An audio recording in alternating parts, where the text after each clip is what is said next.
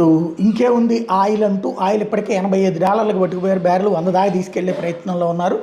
వాస్తవంగా భారతదేశం ఆల్రెడీ క్లియర్గా చెప్పేసి 45 రోజులకి సరిపడా నో ప్రాబ్లం, వాస్తవం 90 రోజులకి సరిపడా ఉన్నాయి, 45 రోజులకి అసలు ఏ ప్రాబ్లం లేదు.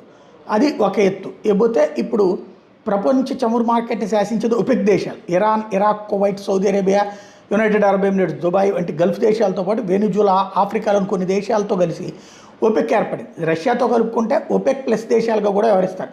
ప్రపంచవ్యాప్తంగా చమురు నిల్వలు అత్యధికంగా ఈ దేశాల దగ్గర ఉన్నాయి. ప్రస్తుతం ప్రపంచవ్యాప్తంగా సుమారు 1.8 ట్రిలియన్ బ్యారెల ముడి చమురు నిల్వలు ఉన్నాయి.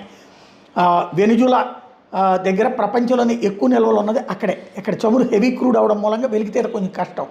సౌదీ అరేబియా దగ్గర 267, ఇక్కడ చమురు తీయడం చాలా సులభం, తక్కువ ఖర్చుతో కూడుకుంది. ఇరాన్ భారీ నిల్వలు ఉన్న అంతర్జాతీయ ఆంక్షలు అంటే 209 బిలియన్ బ్యారెలు ఉన్నాయి అక్కడ.